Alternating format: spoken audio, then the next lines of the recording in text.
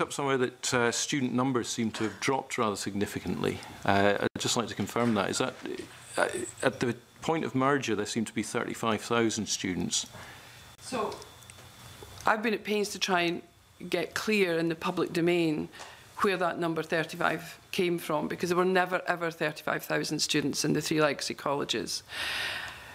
That figure of 35, I think, is referring to applications. It might have been referring to applications. It might have been referring to individual applicants, but that's not the same as unique students. So last year we had 19,000 unique students. It stayed roughly the same. It went down last year, as you know, because that's one of the reasons it's caused us a financial difficulty. The recruitment was lower last year, but it stayed roughly at that level since merger. I think the confusion came about when the figure of 35,000 applications was published, and what students were able to do at that point in time was to make up to 5 applications to the college. So it was very difficult to tell from the then management information that was around in the college whether that was in fact 35,000 single students and they can only do 1 course, or that could have been any 35,000 divided by any number up to 5, because they could have made more than 1 application. But the numbers of students coming through the door has stayed roughly consistent with the downturn last year since merger. So we need to be really careful with that figure that persists in coming from some quarters that there were 35,000 students.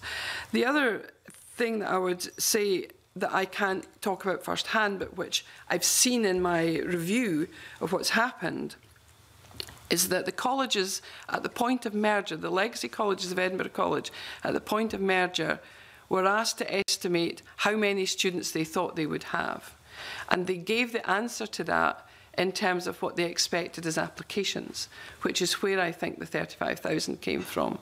I don't think, looking back on it, that was a reasonable enough assumption.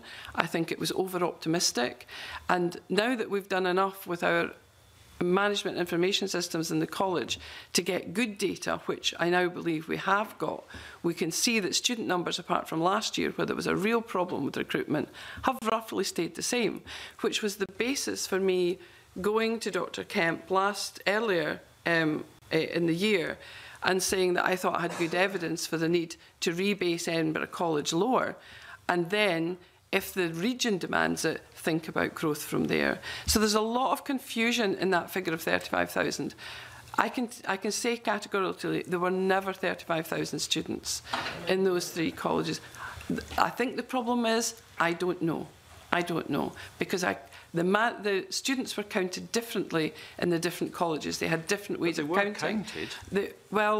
The sums value of them was counted and reported to the Funding Council. I think it's sometimes easy, if you talk about students, you're talking about individual enrolments and headcount, and you can end up with a very large number, some of whom are on very short courses, and it's quite confusing to compare. The underlying issue is that Edinburgh College, if you count it in credits, which again is slightly confusing because that we start the period in weighted sums and end up in credits, but the underlying issue that we think has affected some of what's happened at Edinburgh College is that demand is not sufficient for the amount of activity that the college has. Yes, sorry, just I'm a little confused when you're sitting there, Dr. Kemp, telling me you can't actually tell me how many students because some are full-time courses, some are part-time courses, and then you go on to talk about demand for courses. We can't tell you the number of students, yes. Well, was that not a question that somebody asked and we didn't get an answer for? So through you, convener. Am I the only one that's confused Let's here? give the witnesses a chance to answer. Annette, Bruton. Thank you very much, convener.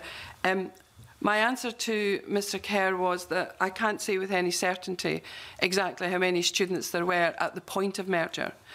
So just to be clear about that, I'm very clear about how many students we have right now. So at this point in time, we have a little over 15,000 students enrolled for semester 1.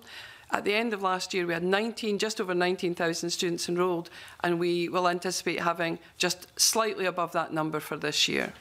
Right, so that's a much more specific. I totally misunderstood what you were saying. No. Threw me off. That's fine. Very important.